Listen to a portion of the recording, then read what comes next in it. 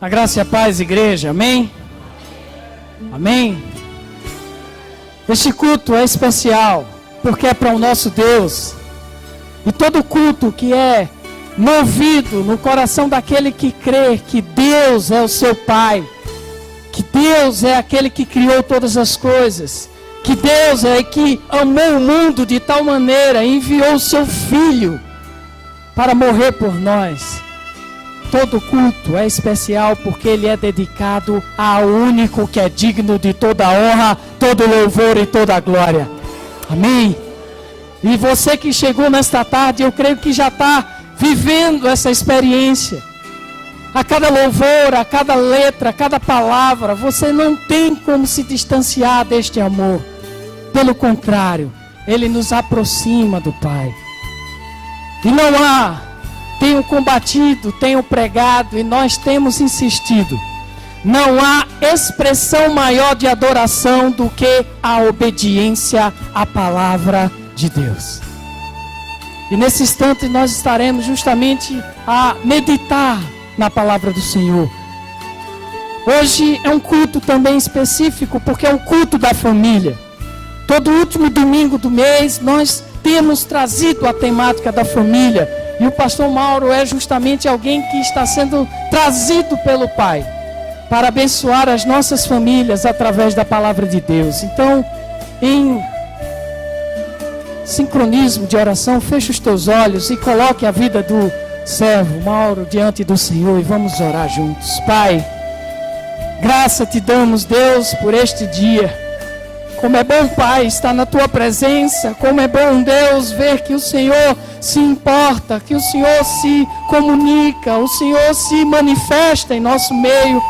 Obrigado, Deus, pelo Teu Espírito que nos vivifica, que nos enche a cada instante da Tua presença, que nos faz, Deus, ter a certeza de que o Senhor está conosco, o Senhor nos contempla, o Senhor se faz presente em nosso meio.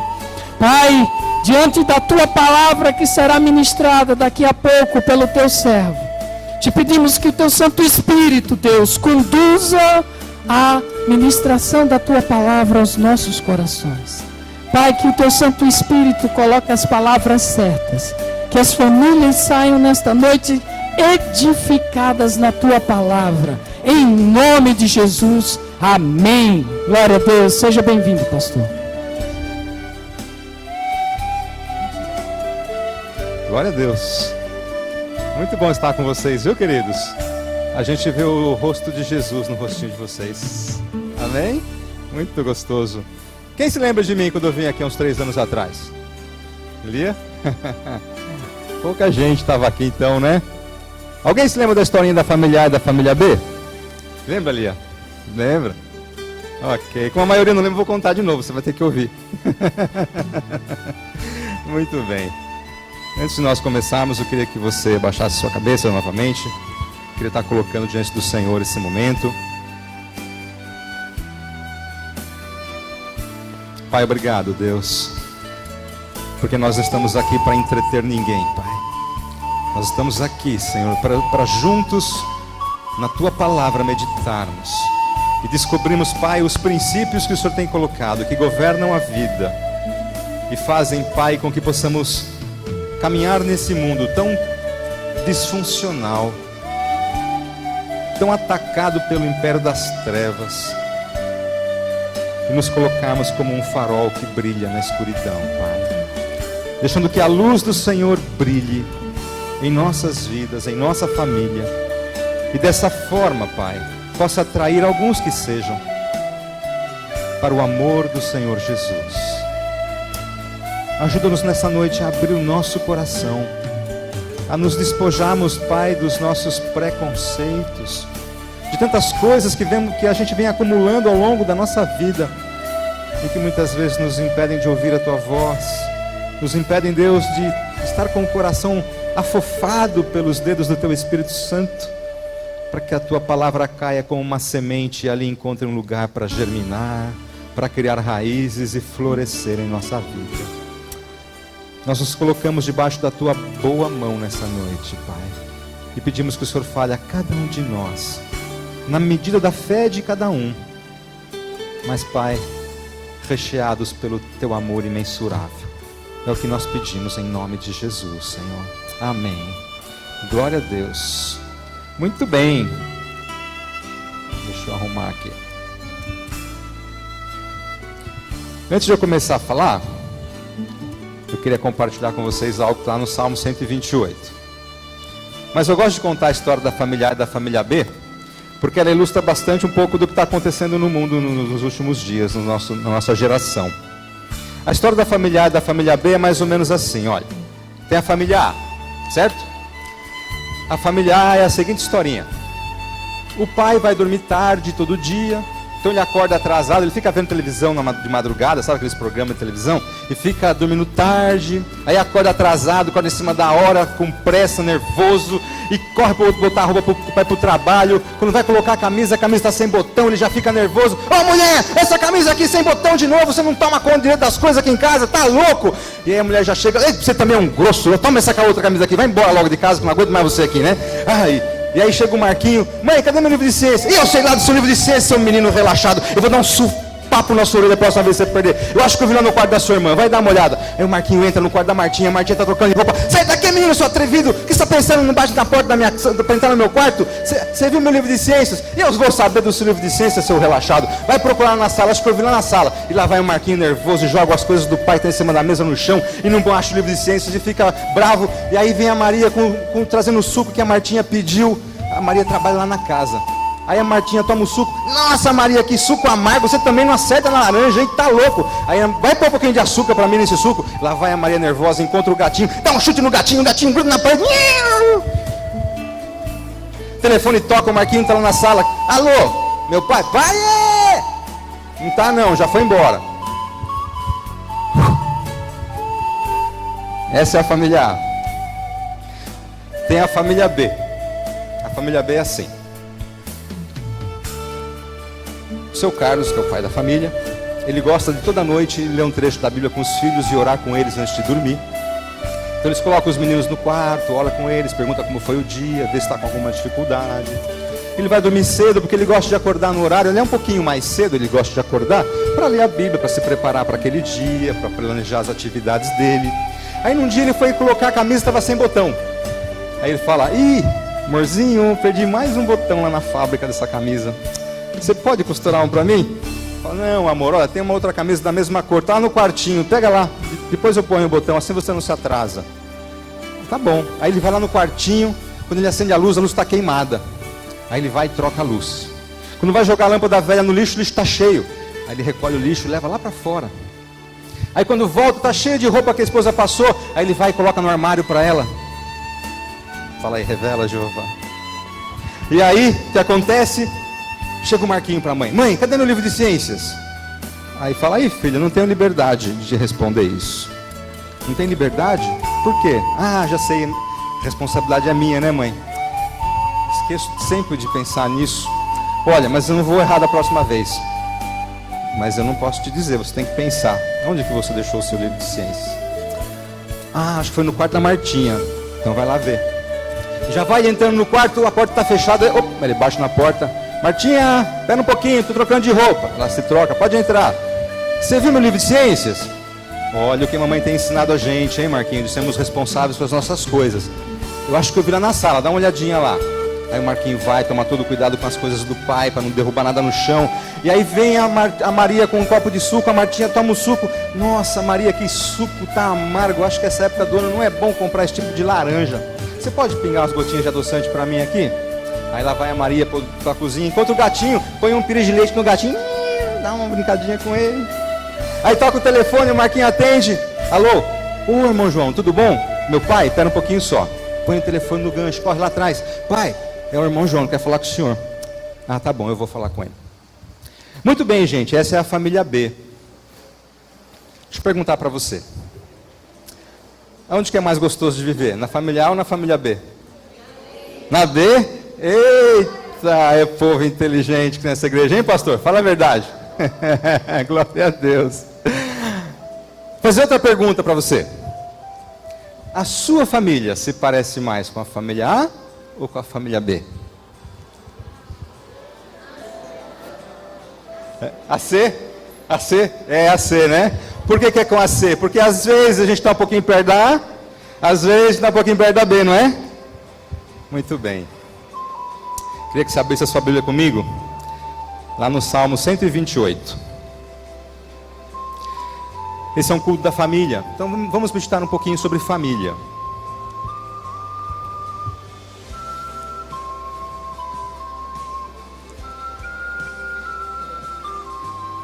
Salmo 128. Bem facinho, abre a Bíblia bem no meio, você vai abrir em Salmos, aí você procura o 128.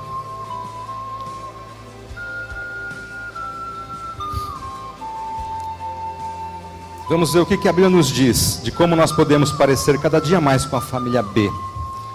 Uma família funcional, né? Onde as pessoas podem olhar para a nossa vida e serem atraídas para Jesus pelo nosso exemplo.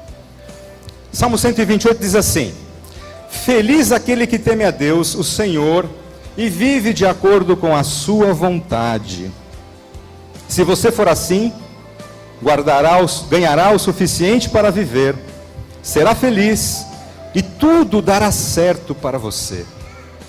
Em casa, a sua mulher será como uma parreira que dá muita uva, e em volta da mesa, os seus filhos serão como oliveiras novas. Quem teme ao Senhor, certamente será abençoado assim. Que lá do Monte Sião, o Senhor o abençoe, que em todos os dias da sua vida, você veja a paz sobre Jerusalém. Amém?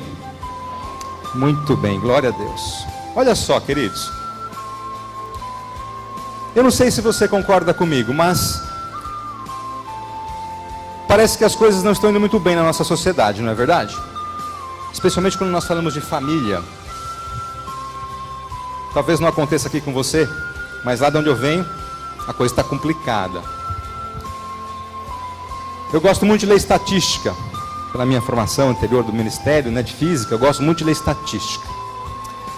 E eu gosto muito de acessar o site do IBGE para ver as novidades. O IBGE faz uma radiografia do Brasil, né? O Instituto Brasileiro de Estatística e Geografia. Então lá no site dele você tem um monte de informação interessante. E eu gosto de ficar olhando informação lá e fazendo cálculo para ver como é que está o Brasil. E tem alguns números muito assustadores lá. Hoje, não sei se você sabe, nós estamos com uma média de 57% de casamentos ou uniões que terminam em média de 5 anos. Então, de cada 100 casamentos, aproximadamente 50 vão acabar em 5 anos. Essa é uma média. E se você contar ainda as uniões estáveis e os outros modelos familiares que nós temos, que hoje já chegam a 19 modelos de relação parental, de você montar família, né? Tá um negócio assustador. Aí o número aumenta mais ainda. Eu não sei se você sabe, mas o número de adolescentes que engravidam por ano no Brasil é entre 7 e 17 anos, 9 e 17 anos, está na faixa de 1,5 milhão de meninas. É mais ou menos 2 João Pessoa por ano de adolescentes que engravidam no Brasil. Um relatório da Organização Mundial de Saúde de 2005 publicou que o Brasil é o campeão mundial de abortos. 10% dos abortos praticados no planeta são feitos aqui no Brasil. O Departamento de Antidroga americano, o DEA, publicou um relatório em 2009 e diz que o Brasil tem o maior consumo de crack entre adolescentes do planeta. E aí quando você começa a olhar para esses dados, o que você pensa é, alguma coisa não está indo bem no modelo que nós estamos vivendo na nossa sociedade. Alguma coisa não está indo bem no jeito como a família está funcionando. E eu queria pedir licença essa noite para falar especialmente com você, homem, pai que está aqui. Porque eu queria dizer para você uma coisa. O problema da família hoje são os homens. Infelizmente, as mulheres estão aprendendo a reagir no nosso tempo, que elas não faziam algumas décadas atrás. Mas nós temos passado por uma ação tão destruidora das trevas, que a sociedade como um todo está pagando um alto preço pelo que tem acontecido dentro de nós. E aqui há algumas pessoas de mais idade, eu tenho certeza que se eu perguntar aqui para a irmã, qual é o nome da senhora, querida? Dona Terezinha. Quando a senhora tinha lá os seus 12 anos, a senhora estava na escola, a senhora conhecia muita adolescente grávida? Casal divorciado era comum? Nem solteira, nem mãe solteira tinha, né? Quem aqui conhece uma adolescente que engravidou? O que mudou em algumas décadas de uma escola que não tinha nenhuma adolescente que engravidava na sociedade para quase todo mundo levantar a mão aqui nessa noite? O que está acontecendo com a sociedade, gente? Para onde nós estamos indo? Essa é a pergunta que eu tenho que fazer e que você tem que fazer. Porque se nós continuarmos a fazer o que todo mundo está fazendo, nós vamos obter os mesmos resultados que todo mundo está obtendo. O apóstolo Paulo fala em Romanos 12, transformai-vos. Como é que nós nos transformamos? Qual é a dica que ele dá? Pela renovação do vosso entendimento, da vossa mente, do seu jeito de pensar. Se você não olhar para as coisas e entendê-las da maneira correta, numa perspectiva diferente do que está sendo feito, você vai fazer o que todo mundo está fazendo. Einstein tinha uma frase muito interessante. Ele dizia: a maior loucura do ser humano é fazer as coisas que ele sempre faz e esperar que aconteçam resultados diferentes. Não tem jeito. Nós precisamos mudar a nossa mente, o nosso jeito de pensar. Por isso eu quero falar com vocês nessa noite. Esse texto que nós lemos fala de um homem abençoado, não é verdade? O que é um homem abençoado, gente? Um homem que teme a Deus. Pegou no livro, lá no texto, né? Muito bem. O homem que teme a Deus. Vamos ver uma dica que o salmista nos dá? Olha lá no versículo 2.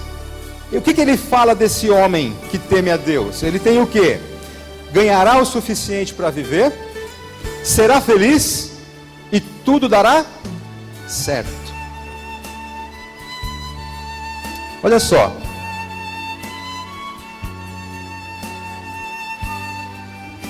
O presidente Lula, quando era presidente ainda, veio à televisão, não sei se vocês lembram, alguns anos atrás, e falou assim: hoje 85% do povo brasileiro tem crédito.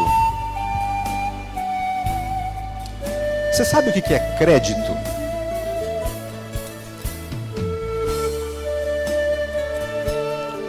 O que é crédito? Fiança. Crédito é você poder comprar algo sem ter dinheiro naquela hora, não é verdade? 85% do povo brasileiro, segundo os dados do Lula, tem crédito. Sabe como é que a Bíblia chama crédito? Dívida. E sabe como é que a Bíblia chama dívida? Escravidão. Provérbios 22:7 diz assim: assim como o rico domina sobre o pobre, quem toma dinheiro emprestado se torna escravo de quem empresta. Sabe o que é você numa loja pegar uma televisão financiada em 12 vezes? Para a Bíblia isso é escravidão. Nossa, pastor, que radical. Acontece uma coisa, eu não sei se você sabe, mas não existe crédito. Para você tirar uma loja, uma TV da loja sem pagar, ela não sai da loja sem ser paga, porque sai com uma nota fiscal. Alguém pagou aquela televisão para você tirá-la da loja. E sabe quem foi normalmente? O banco. O banco pagou para você tirar a TV da loja, e você vai pagar em 12 vezes aquela televisão. Para o banco. Não é para a loja, porque a loja já recebeu a dela. Você sabe o que você vai pagar para o banco para poder tirar a televisão da loja e pagar para o banco em 12 vezes? Uma palavrinha que a Bíblia chama de maldição. Sabe qual é? Juros. Sabe qual a definição que eu tenho de juros? Eu quero e eu quero agora. Não importa se eu tiver que pagar mais caro por isso. Meu pai nunca comprou carro novo lá em casa financiado. Meu pai já faleceu muitos anos atrás, mas meu pai tinha um princípio: vamos guardar o que nós pagaríamos da prestação usando o nosso carro velho, e quando tivermos o dinheiro todo que nós teríamos de ter que pagar em 2 anos, 1 ano, não importa, nós vamos lá e compramos um carro à vista. E ficamos com o velhinho mais 1 ano, 1 ano e meio, 2. Olha que ideia legal, porque você chega na loja com o dinheiro à vista, você não vai ter que pagar em 2 anos depois que você pegar financiado, não vai ter que sair todo mês aquele negócio, então poupa. E você chega com menos de 2 anos com o dinheiro inteiro na mão e ainda negocia um preço melhor, que você está com menos de 2% da população brasileira que compra carro à vista no Brasil. 98% financia. O que eu estou querendo dizer com isso? Alguns comportamentos que estão acontecendo no nosso meio que nós não prestamos atenção, mas que colocam toda a família numa situação de risco. Porque quando você financia as coisas, e olha só, você vai na loja, você vai para comprar uma televisão, como é que funciona normalmente? O vendedor é treinado para te vender a televisão à vista? Não. Ele é treinado para te vender a televisão a prazo. Porque todo mundo ganha com juros, menos você que comprou, que vai perder, vai ter que pagar mais. Compra uma TV em 12 vezes, você vai pagar 2 a 3 TVs quando você terminar de pagar. Parece que a gente não vê essas coisas. O modelo está tão estruturado, nós estamos fazendo o que todo mundo faz, e a gente não vê as consequências disso na nossa vida. E aí você chega na loja, você tem o dinheiro para comprar uma televisão. Aí o vendedor fala: não compra à vista não, olha só, dá para fazer na prestaçãozinha aqui, ó, vai pagar R$80 por mês, leva, não vai nem sentir no bolso. Aí você pensa: R$80, né? Ah, eu vou levar. Aí ele fala: mas se você vai colocar essa televisão nova de plasma onde? Naquele armário velho da sua casa? Ah não, né? Por favor, se vai chegar a tua visita, teus parentes lá, compra uma estante aqui, ó, plana, pra você colocar a TV de plana na TV, né? Na estante. Olha, mas R$40 só na prestaçãozinha. Você leva a estante e a TV. Aí você faz as contas, 40, 80, 120, dá para levar. Tá bom. Ah, mas e você vai ver filme como nessa televisão? Compra um Blu-ray. Olha aqui esse DVD do outro planeta, né? O Blu-ray. Olha, vai ter uns filmes assim, mais R$30 só na parcela. Você nem percebe. É mesmo, né? Hoje para ver uns filmes tudo moderno, em 3D. Ah, eu vou levar um Blu-ray também. E você vai ouvir esse filme como? Tem que ter um som surround ao seu redor, né? Para você ouvir, né? Até o pensamento do personagem. Leva um home theater também. Ó, mas 30 só, 35. Você já vai com o pacote completo. Aí você sai de lá com o dinheiro para levar a televisão à vista e sai com uma dívida de 12 meses para pagar R$300 por mês.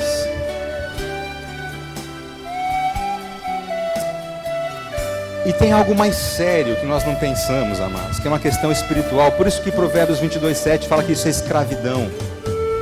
Nós estamos tão acostumados a esse modelo.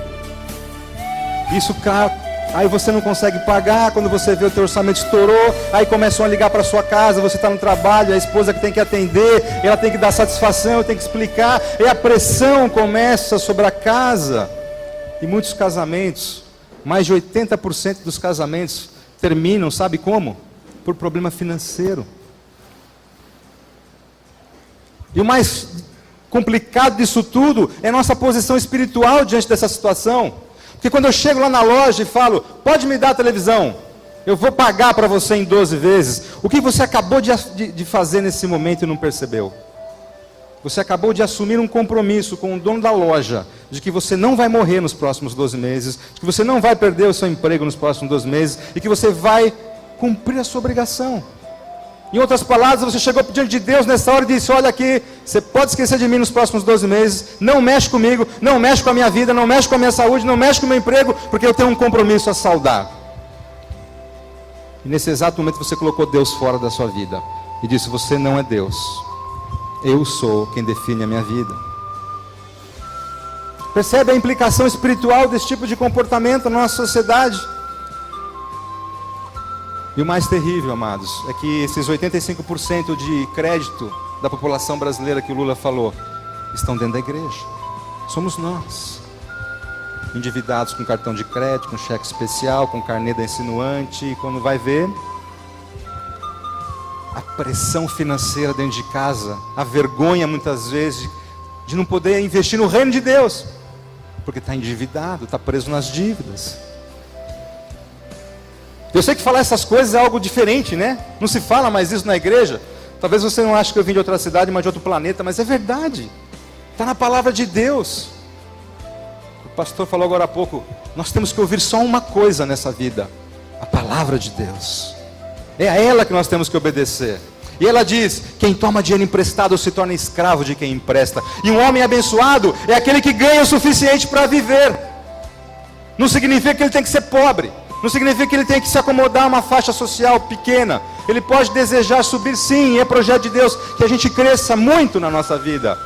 A pergunta é: como nós vamos crescer em faixas econômicas maiores, sociais?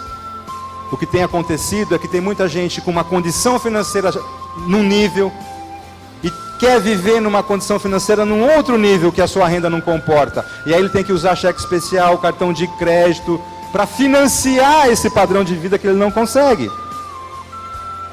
A sua renda não comporta, ele está numa outra camada social, mas ele quer estar lá porque o irmão está, o amigo está, o vizinho está, o patrão está, e eu tenho que estar. E aí há um inconformismo no coração. E lá em Coríntios o apóstolo Paulo fala: aprendi a viver contente em qualquer circunstância. Lá em Filipenses, seja na fartura ou na necessidade, louvo ao Senhor. Sabe o que está faltando, homens, no coração da gente? Contentamento. Está faltando nós nos acomodarmos com as coisas, não saímos numa loucura fazendo compras porque eu tenho que provar para o outro, para o meu irmão, para o meu pai, para o meu amigo, para o meu vizinho, porque eles compraram um carro novo, eu tenho que comprar também.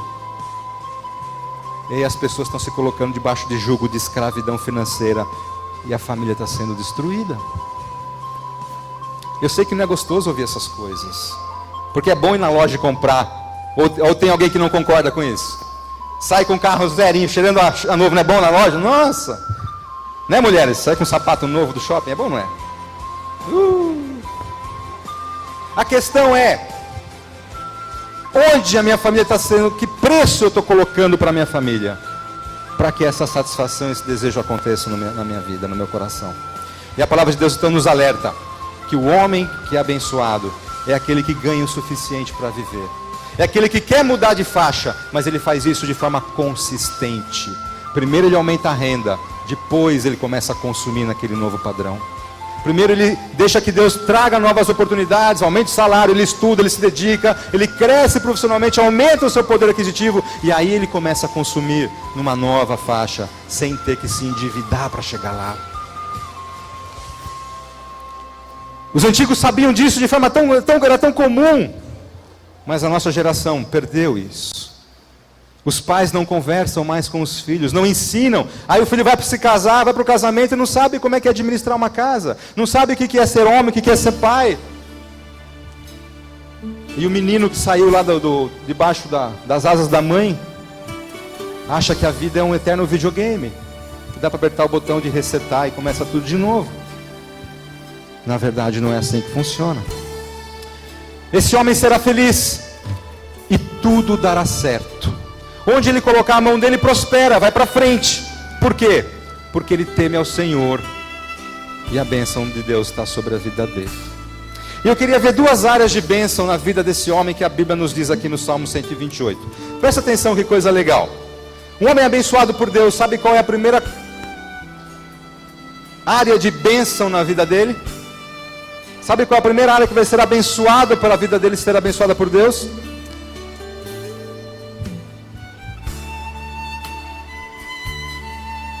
É a sua esposa. Esse homem, ele põe em Deus a sua confiança, ele teme a Deus. O que é um homem que teme a Deus? Um homem que teme a Deus é um homem que obedece. Que mais é um homem que teme a Deus? O que vocês acham? Um homem que teme a Deus é obediente. Um homem que teme a Deus é o que mais? Vamos ver o que a Bíblia nos diz sobre isso? Abre a sua Bíblia no Salmo 78. Salmo 78. Depois a gente volta para esse salmo aqui, 128. O Salmo 78, nós vamos ler do 3 ao 8.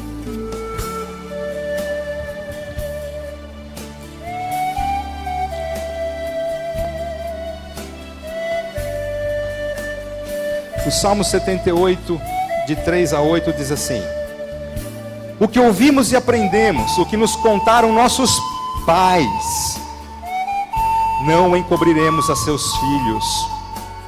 Contaremos à vindoura geração os louvores do Senhor, o seu poder e as maravilhas que fez. Ele estabeleceu um testemunho em Jacó e instituiu uma lei em Israel, e ordenou a nossos pais que os transmitissem a seus filhos, a fim de que a nova geração os conhecesse, filhos que ainda hão de nascer, se levantassem e por sua vez os referissem aos seus descendentes, para que pusessem em Deus a sua confiança e não se esquecessem dos feitos de Deus, mas lhe observassem os mandamentos, e que não fossem como seus pais, geração obstinada e rebelde, geração de coração inconstante e cujo espírito não foi fiel a Deus. Sabe o que é um homem que teme a Deus e por isso é abençoado? É um homem que põe em Deus a sua confiança.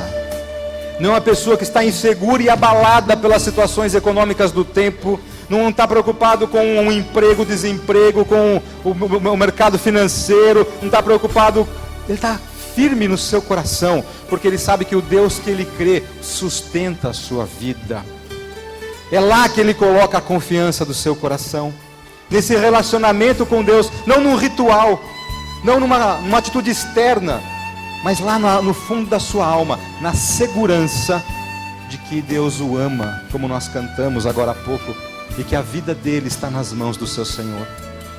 Esse homem é um homem que teme a Deus, é um homem que lembra do que Deus fez, é um homem que tem histórias com Deus, é um homem que passou por experiências ao longo da sua vida e foi vendo Deus construir a sua fé, e foi vendo Deus dizer: eu estou aqui, eu estou presente, eu não estou cego às tuas necessidades. E esse homem então, na sua experiência de vida, sabe que pode confiar em Deus, porque sabe que esse Deus o ama. Um homem que teme a Deus é aquele que obedece os seus mandamentos, que olha para a palavra de Deus e aprende com ela, e com ela diz: é assim que eu vou agir.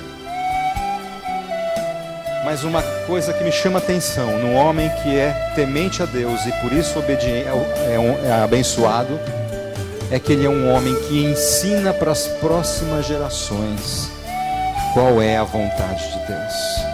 É um homem que transmite a sua fé para os seus filhos, para os seus netos, para os seus bisnetos.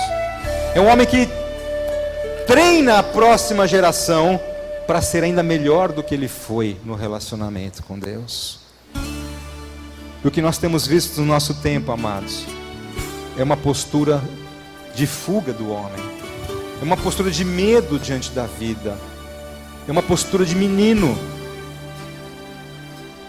fruto de uma geração que, por causa do divórcio, quantos cresceram só com a mãe sem a figura do pai, e quando vão para o casamento, vão enfrentar um relacionamento, tem medo e cedem, e não consigo. E aí vai culpar a esposa, que não é mais a mãe que ele queria que continuasse sendo. E aí vai culpar os filhos pelos problemas que trazem, pela necessidade de ter que trabalhar para sustentar a casa. E aí nós estamos vendo homens meninos, homens que não assumem as suas responsabilidades, que acham que estão em casa para ser servidos, verdadeiros hóspedes. Eu trago dinheiro, o resto me sirvam. Tem que trazer até comidinha na mesa, porque se não tiver ele fica bravo. E aqui na cultura nordestina, então, a gente vê de uma maneira muito forte, né? Falar em ajudar no serviço da casa? Não, que é isso? Isso é coisa de mulher, isso não é para mim. E nós vamos aceitando um padrão que a sociedade foi impondo, e o peso sobre a esposa, e o peso sobre os filhos, e a gente reclama depois por não ser amado, por não ser querido, por ser criticado. Mas uma postura que vem caminhando por gerações. Quando a palavra de Deus diz que esse homem que teme a Deus, ele está comprometido com o bem-estar da sua casa.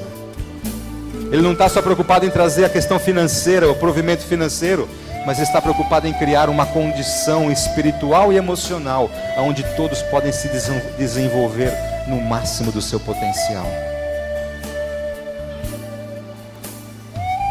Mas nós vivemos um tempo difícil. E o salmista lá no Salmo 128 vai mostrar para a gente que um homem abençoado estar firme em Deus, por saber quem Ele é em Deus, o seu propósito, o seu destino, a primeira área da sua vida que Ele vai abençoar, sabe quem é? É a sua esposa.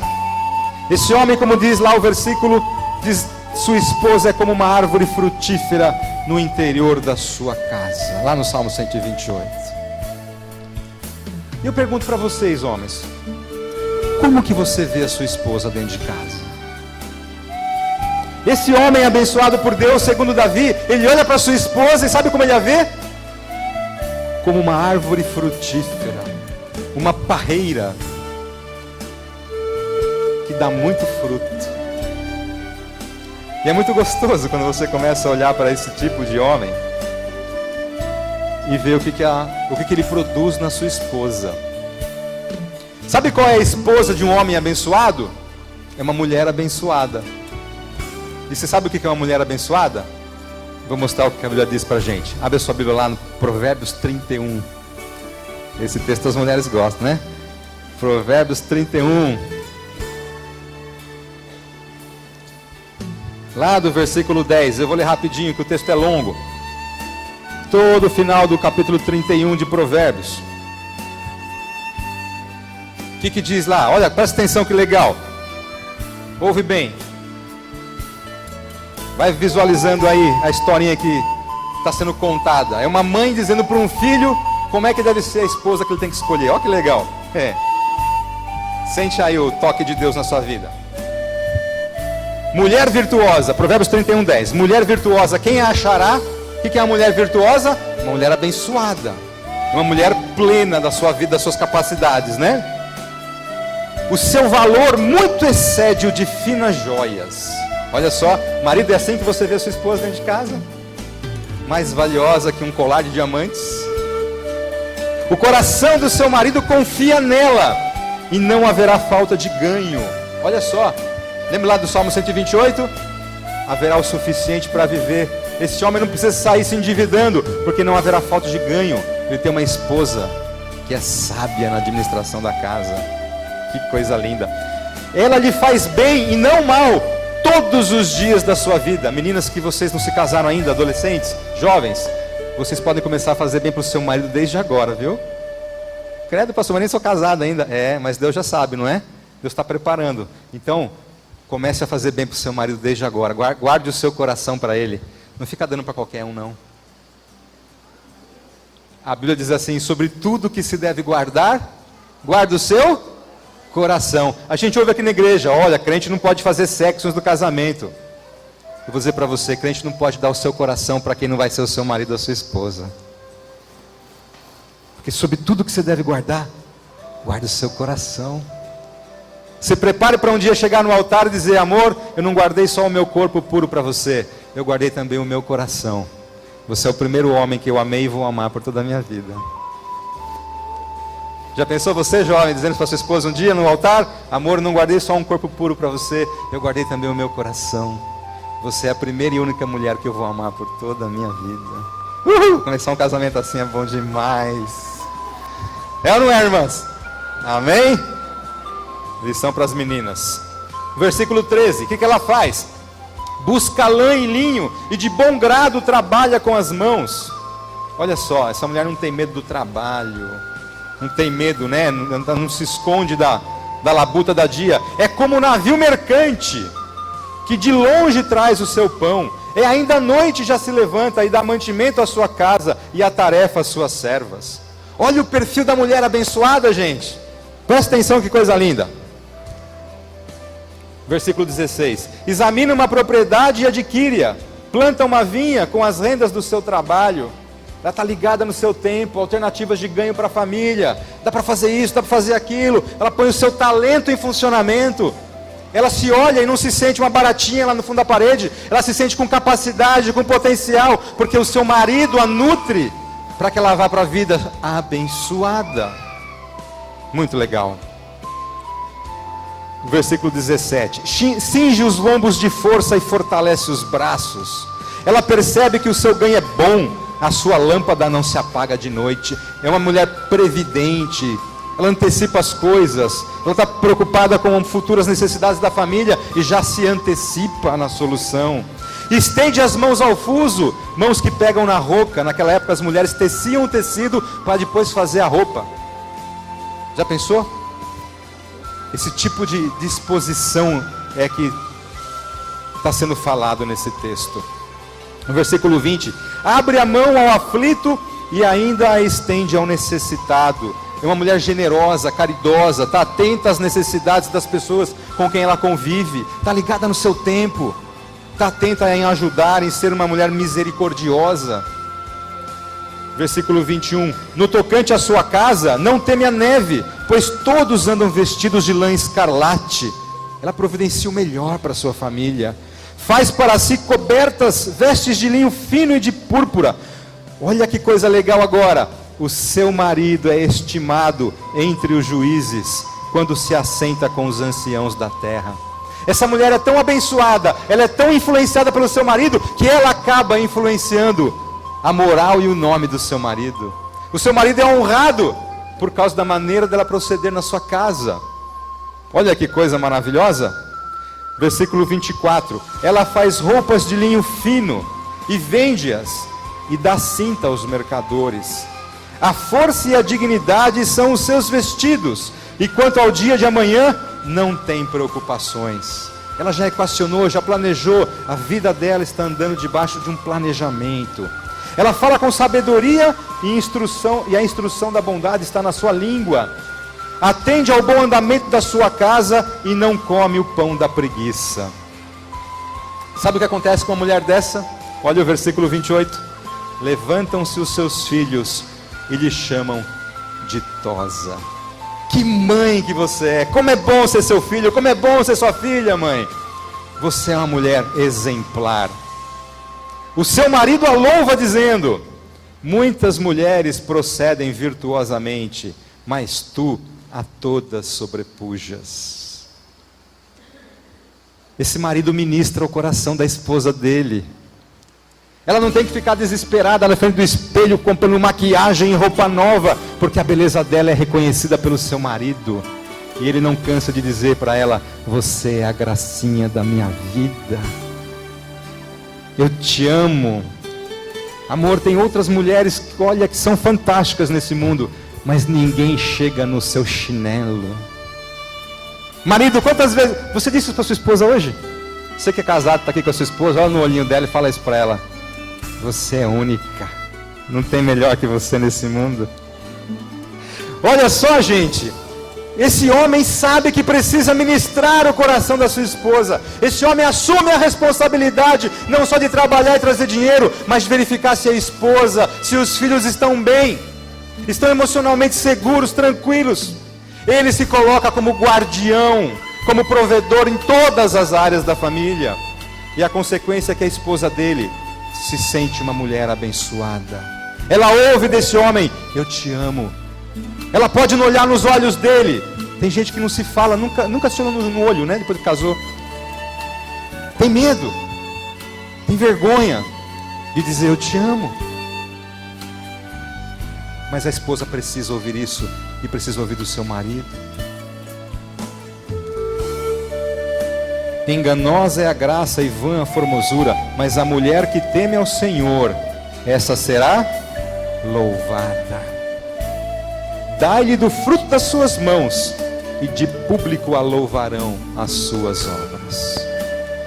Essa mulher não fica desesperada em academia, tentando parecer, sabe, que é menina de 15 anos ainda, porque o coração dela está seguro e firmado, e ela sabe que as suas obras dão testemunho do seu caráter. A sua família dá testemunho do valor que ela tem, porque ela é amada, porque ela é honrada, porque ela é abençoada pelo seu marido. Sabe a segunda área que o Salmo 128 nos fala de um homem abençoado? Que ele se torna um canal de bênção na sua casa? É com seus filhos. Olha o que diz lá: os seus filhos são como rebentos da oliveira. Salmo 128. E ao redor de sua mesa, seus filhos são como rebentos da oliveira, ao redor da sua mesa. Sabe qual é a característica da oliveira? Do rebento da oliveira? Da oliveirazinha? Ela parece com a oliveira grande. Já ouviu aquela frase? O fruto não cai longe do pé. Que filho e que filha você está gerando na sua casa?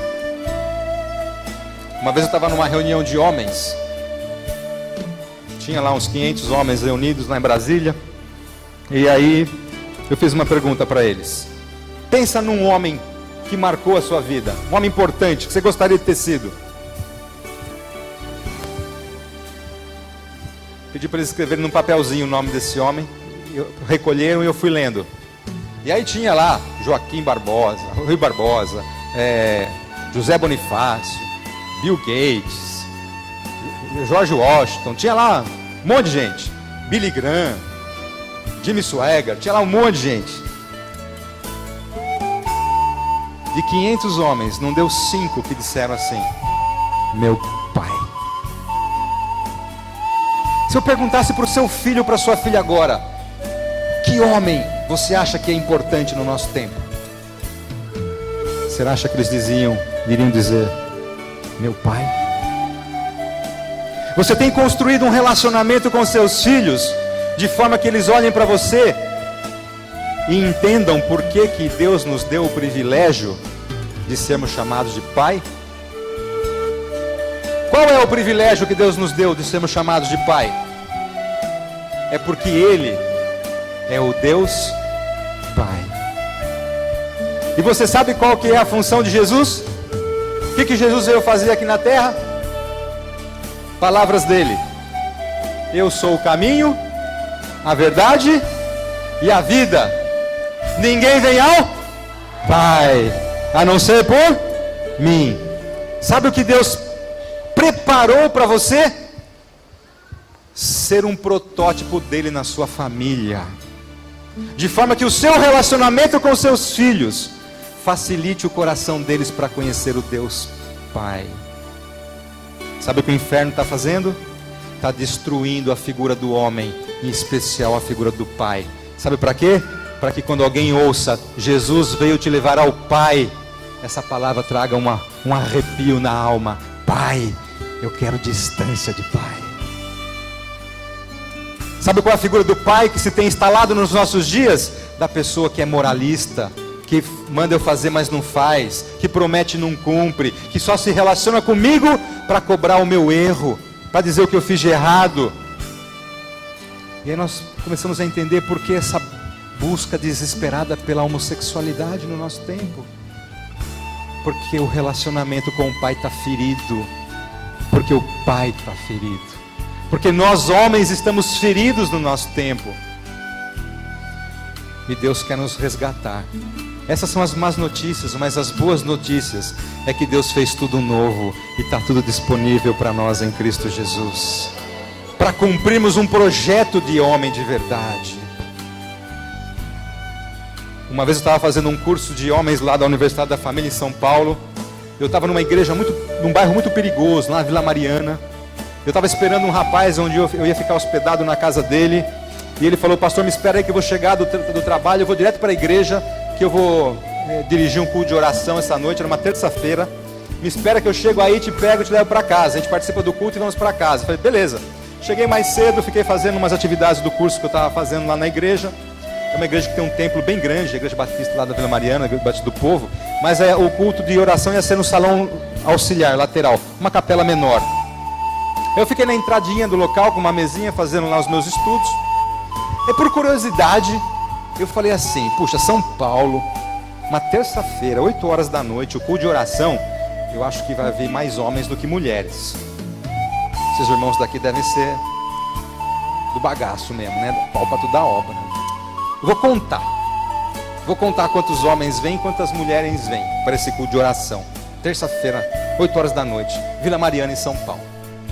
Eu sentado, deu umas 7h15, começou a chegar gente. Aí eu coloquei um papelzinho assim e comecei aquelas contagens de risquinho de 5, né? De 5 em 5 fui riscando. Gente, começou a me dar uma urticária. Eu comecei a passar mal. Parei de contar. Eu não aguento mais, Deus, não pode ser isso. Sabe quantas pessoas tinham na igreja quando eu parei de contar? 4 homens e 65 mulheres. Deus, tem alguma coisa errada, tremendamente errada com os homens. Você vai para culto de oração, só tem mulher. Você vai fazer trabalho missionário na igreja, só tem mulher. Você vai ver quem está cuidando dos filhos em casa, lendo a Bíblia, orando, são as mães. Os homens tiraram o time de campo, deixaram de ser o sacerdote da família, deixaram de se posicionar como aquele que ensina a palavra de Deus, como aquele que ensina o filho a orar, que ensina a filha a dizimar, que dá o exemplo, que pergunta como é que está o coração, que está interessado em construir uma família que vai durar por gerações de homens e mulheres abençoados. Mas o homem que é abençoado por Deus, sabe qual é a prioridade dele? É construir o caráter de Cristo no caráter dos seus filhos. Olha o que o apóstolo Paulo nos fala. Abra sua Bíblia lá em Efésios capítulo 6. Efésios capítulo 6, versículo 4. Texto muito forte. O apóstolo Paulo nos diz assim, Efésios 6, 4. E vós, pais, não provoqueis vossos filhos a ira, mas criai-os na disciplina e na admoestação do Senhor. Sabe por que Paulo está dizendo isso? Porque tem muito pai que disciplina filho na pancada, que disciplina filho com ira, com raiva, que diz palavras que humilham, que destroem o emocional. E Paulo está dizendo, vós pais, não provoqueis vossos filhos a ira. Como é que você admoesta, como é que você disciplina um filho nos caminhos do Senhor, do jeito do Senhor? Da mesma forma que Deus faz conosco. Como é que Deus faz conosco? Quando nós acertamos, o que Deus faz? Parabéns, filho, você fez algo de bom, eu te amo, que legal, você é meu filho amado, não é assim? Quando nós fazemos algo de errado, o que Deus faz? Eu te amo, você é precioso, não mudou nada no nosso relacionamento, vamos ter que lidar com o seu comportamento, mas a sua identidade continua intacta. Você continua sendo meu filho amado, por quem Jesus deu o seu sangue. E é assim que nós disciplinamos os nossos filhos? Muitas vezes nós amaldiçoamos a identidade tão profundamente, né? Sabe aquele filho adolescente que não quer ir para a escola, está dormindo, não está animado, perde aula, aí o pai chega, né? Como é que é? Ô filho querido, o pai te ama, você está com dificuldade, quer conversar com o papai, está precisando de ajuda, o que está acontecendo? Vamos estudar junto. É assim que se disciplina em casa normalmente? Levanta da cama, seu vagabundo, vou ficar sustentando um vagabundo nessa casa, vai para a escola e dá um cascudo e já joga fora da cama. E afeta a identidade do filho, e lança palavras de maldição. Provérbios 18, 20 diz que a vida e a morte estão no poder da língua, e que quem bem a utilizar, comerá dos seus frutos. Pai não é aquele que amaldiçoa filho ou filha, pai é aquele que abençoa. Filho não deixa de ter valor aos nossos olhos porque fez algo errado. Não é assim que Deus faz conosco. Nós temos que aprender com Ele. Jesus falou, aprendei de mim porque sou manso e humilde de coração. Aprende com Jesus. Jesus questionava, via motivação, mas sempre terminava dizendo, eu te amo e você é precioso para mim. Jesus nunca deixou de lidar com as consequências da escolha de ninguém, mas Ele nunca disse para ninguém, nada diferente da verdade, você é precioso aos olhos de Deus, e nada pode mudar isso. E nós, pais, temos esse poder na nossa mão, de sermos um canal abençoador dos nossos filhos. Sabe por que isso é importante? Sabe por que Paulo está dizendo, não provoque vosso filho a ira, a vossa filha a ira, para que eles não te desonrem. Volta uns versículos ali no capítulo 6, versículo 1 e 2. Filhos, obedecei a vossos pais no Senhor, pois isso é justo. Honra teu pai e a tua mãe, que é o primeiro mandamento com promessa, para que te vá bem e sejas de longa vida sobre a terra. Sabe o que acontece quando um filho desonra o seu pai, porque o pai provocou ira nele? O filho está sendo amaldiçoado. Se você age de um jeito que teu filho tem ódio de você, você está acabando de colocar uma maldição sobre ele, porque ele está te desonrando. E a Bíblia diz: se você não honra o pai e a mãe, independente do comportamento deles, no Senhor, você está semeando para você uma vida curta e cheia de dificuldade. Pais, o nosso papel é ajudar os nossos filhos a nos honrarem, para que eles tenham uma vida longa e próspera. Amém? Se entendemos esse poder que está na nossa mão, realmente coisas poderosas vão acontecer na nossa vida. Para nós terminarmos, um homem abençoado, ele constrói uma família abençoada. Sabe, amados, nada do que eu falei aqui acontece por coincidência. Nada do que eu falei aqui vai acontecer como obra do acaso. Tudo isso vai acontecer se você se dedicar a construir a sua família. Se você se colocar de uma forma consciente no seu relacionamento com a sua esposa, no seu relacionamento com os seus filhos, para que eles tenham em você uma referência e um elo de segurança ao redor do coração deles. Queria que você abrisse a sua Bíblia comigo em Mateus 7, para nós terminarmos. Mateus 7, de 24 a 25. Mateus 7, 24 e 25. Texto bem conhecido, não é?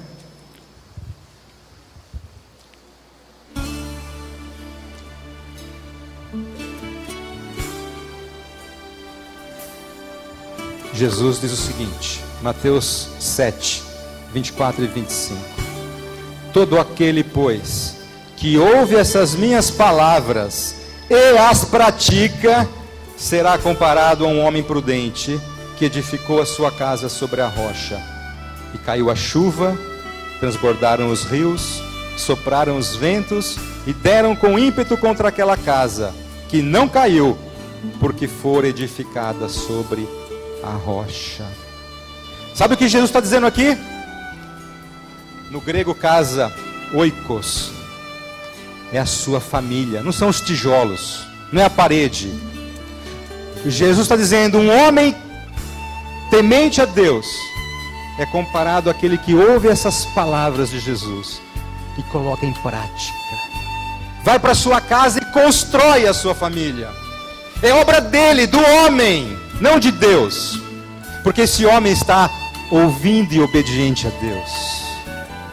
A sua casa é fruto de você, homem.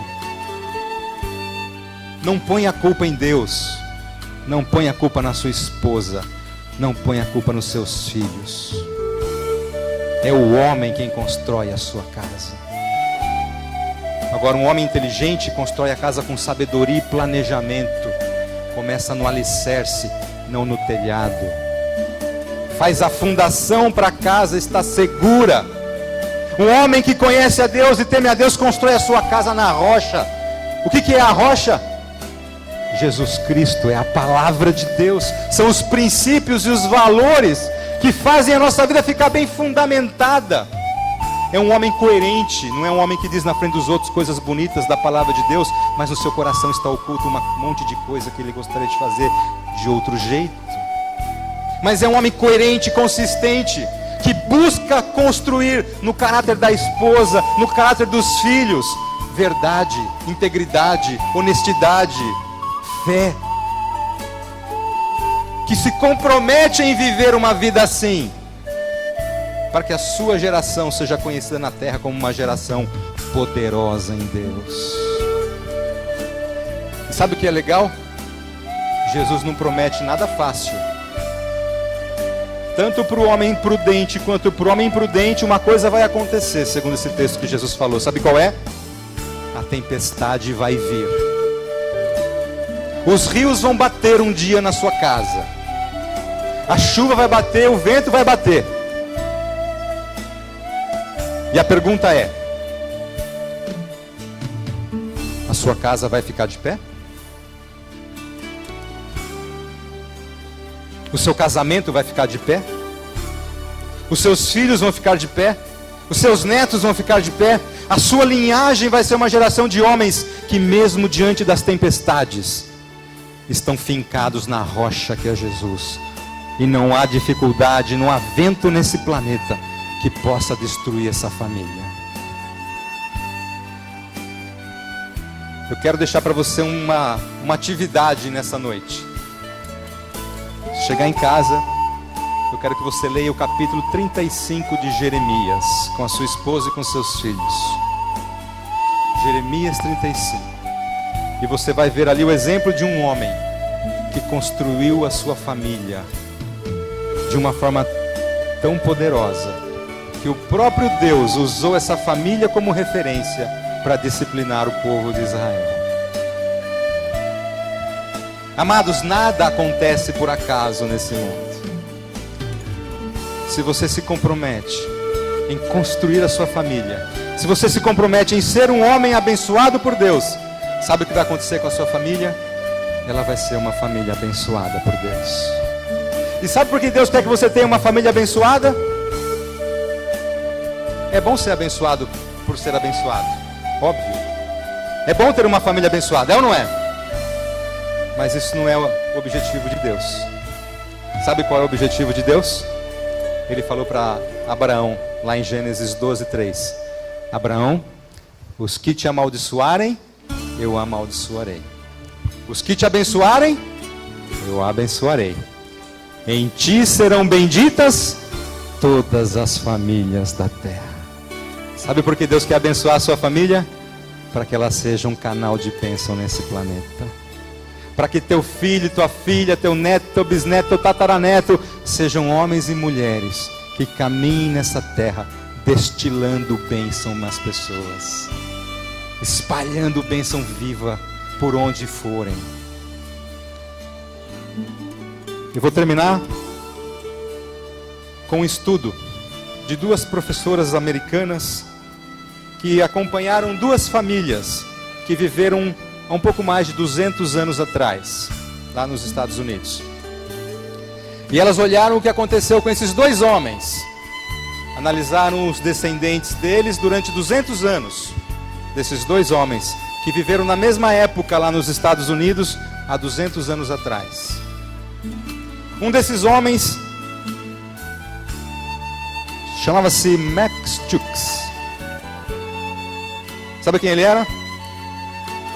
Um bandido que assaltava carruagens, aqueles trens pagadores, carruagens na época. Esse homem, guarda esse número, teve 565 descendentes, filhos, netos e bisnetos. Nesses 200 anos que elas estudaram, esse homem teve 565 descendentes. Mais da metade das mulheres desses descendentes foram prostitutas. Todos os homens foram alcoólatras. A maioria acabou sendo enforcado.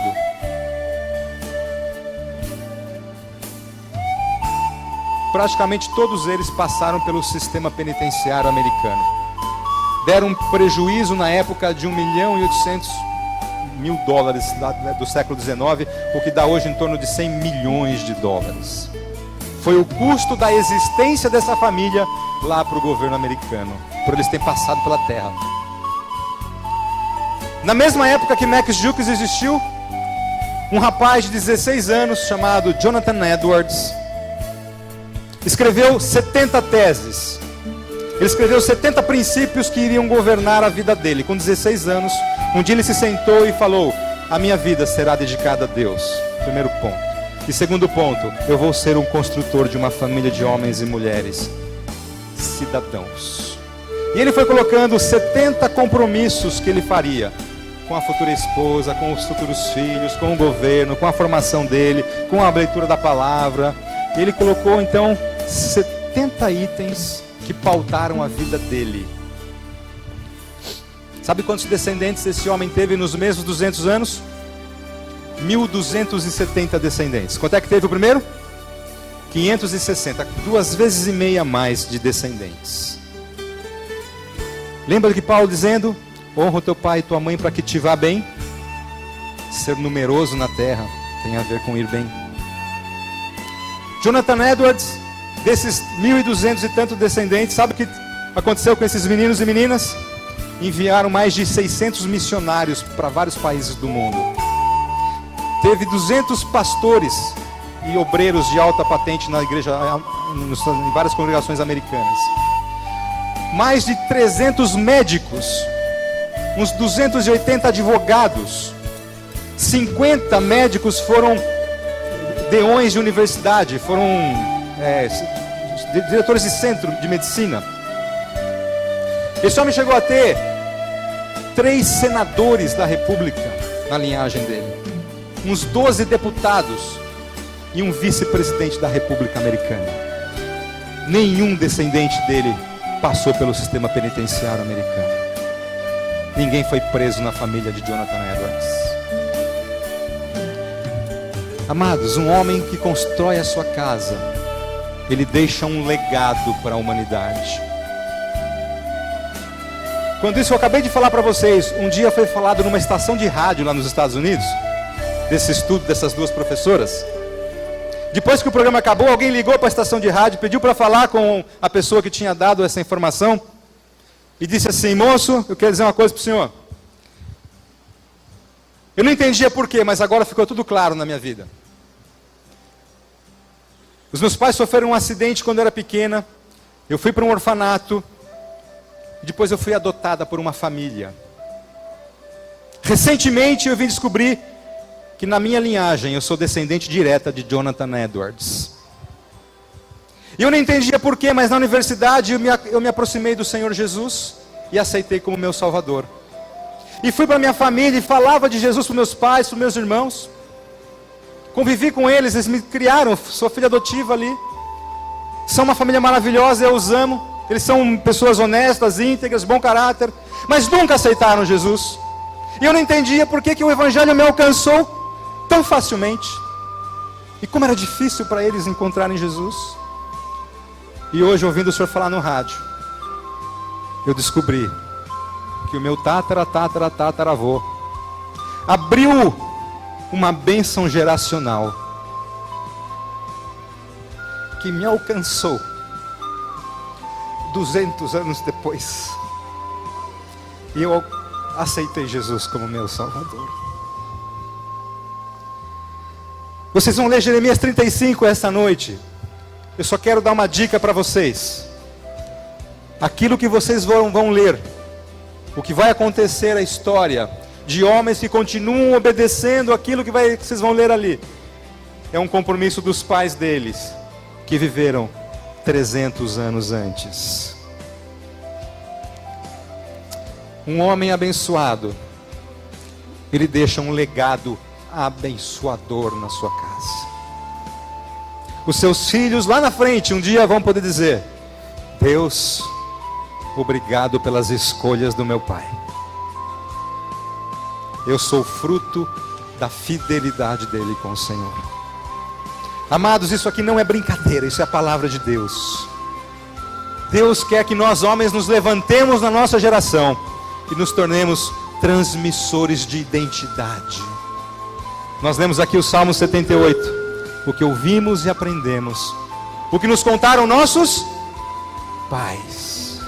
Não é o pastor, não é a tia da escola dominical, não é o professor na escola. Sabe o que vai marcar a vida do seu filho e da sua filha?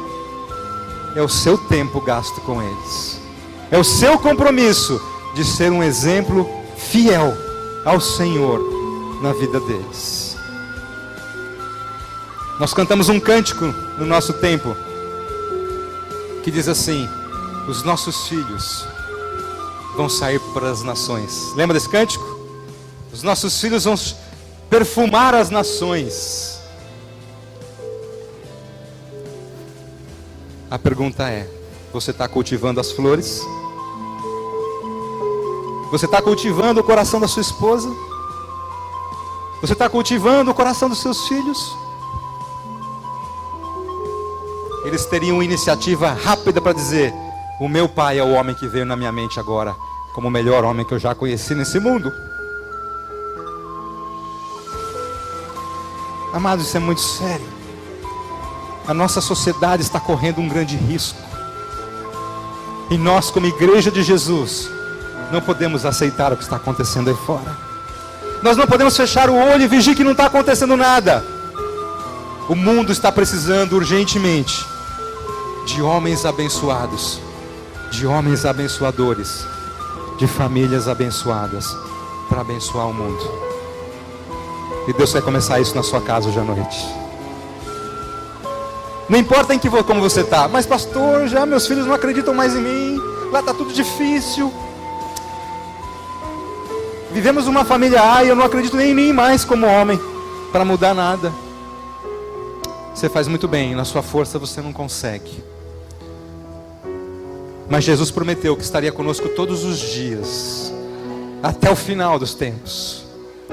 E Ele falou: vocês vão fazer coisas maiores do que eu fiz, porque eu vou para o Pai, mas o Espírito Santo vai estar dentro de você. Nós podemos ser um pai mais do que vencedor. Sabe o que é ser mais do que vencedor? É quando eu não preciso vencer, eu vou de carona no ombro do meu pai. Deixa Jesus te pegar no ombro e correr essa corrida com você. Ele vai chegar na linha final e você vai chegar com Ele. E a sua vida vai se tornar uma referência para os seus filhos e para as suas filhas, para toda uma geração. Eu não gosto de apelo emocional, mas eu não sei se tem alguém aqui que nunca entendeu, nunca tinha ouvido falar disso e que gostaria de ter uma vida de ser um homem de verdade na sua casa. E se você não tem esse encontro com Jesus, se você não sabe o que é isso, eu queria te convidar nessa noite para conhecer Jesus. Jesus é o grande homem. Para mim, ser homem de verdade, hombridade e semelhança a Cristo são sinônimos. Se você quer ser um homem de verdade, o primeiro passo que você tem que dar na sua vida é ter Jesus no seu coração, porque Ele vai te ensinar e vai te moldar para ser um homem de verdade. Se tem alguém aqui nessa noite que ouviu o que eu falei e fala: puxa vida, eu quero experimentar essa coisa nova de conhecer esse Jesus que eu nunca tinha ouvido falar, que faz de mim um homem de verdade. Queria que você levantasse sua mão, eu queria orar com você nessa noite. Alguém aqui gostaria de dizer: Jesus, me ajuda. Eu reconheço que eu não consigo sozinho, mas eu quero que o Senhor me ajude a ser um homem de verdade, para o meu filho, para minha filha, para minha esposa. Alguém que traz uma imagem que dure por gerações. Alguém gostaria de entregar a sua vida para Jesus nessa noite? Eu gostaria de orar com você. Levanta a sua mão. Ok. Eu queria orar com você que é pai, com você que é homem, com você que é marido. Se você já está com Jesus aí, o caminho está mais fácil. É só acertar algumas coisinhas, deixar um pouquinho da cultura de lado, do que você aprendeu até hoje, e buscar em Deus o que é ser um homem de verdade para a sua vida. Eu queria orar com você. Se você quiser, fica de pé. Eu vou orar por você, para a sua família. Só os homens, fiquem de pé. Quem quiser assumir esse compromisso com Deus, de ser um homem de verdade, um homem segundo o coração de Jesus. Fecha o seu olho, nós vamos orar. Pensa agora na sua esposa, pensa agora nos seus filhos, nos seus netos. Coloca todos eles diante do Senhor, como uma cesta. Entrega os seus cuidados agora ao Pai. E deixa que Jesus tome nas mãos dele a sua família. Pai, eu quero te louvar nessa noite por esses homens. Pai, esses homens que estão aqui assumindo um compromisso contigo, Pai, não comigo, mas com as suas próprias famílias, de mudarem, Deus, um ritmo, um destino que vinha sendo implantado por esse mundo, de Deus deixar que o seu caráter se instale, deixar, Deus, que nos libertemos de amarras, de conceitos que nos prendem, que mentem para nós do que é ser um homem de verdade. Quantas vezes ouvimos, Senhor, que é homem não chora, homem que é homem não leva desaforo para casa, homem que é homem não deixa de ter um caso de vez em quando. Ah, Pai, e hoje nós aprendemos que é homem é aquele que morre pela sua família. Homem que é homem é aquele que ama a sua esposa como o Senhor amou a sua igreja e se entregou por ela. Ah, Pai, homem que é homem é irresistível para sua esposa, é amoroso para os seus pais, é amoroso para os seus filhos, é um servo santo e produtivo, e tudo que suas mãos tocam prospera, porque leva o selo da tua bênção, Senhor. Ajuda-nos, Pai, ajuda-nos, porque é muito difícil na nossa geração. Estamos sendo esmagados na nossa hombridade, Senhor, mas nós nos refugiamos atrás da cruz do Senhor Jesus, porque ali toda maldição cessa, porque ali toda a bênção começa. E nós queremos, Pai, nos levantar como homens abençoados do Senhor, para que a nossa casa seja conhecida aqui na terra assim como é conhecida aí no céu, uma família bendita do Senhor, para a glória de Jesus. Em teu nome que eu oro, Pai, para louvor da tua glória. Amém, Senhor. Glória a Deus, aleluia. Amém. Pode sentar, querido. Que você possa sair daqui nessa noite com esse desafio no seu coração: aprender a ser um homem de verdade e construir a sua casa sobre a rocha. Amém? Amém?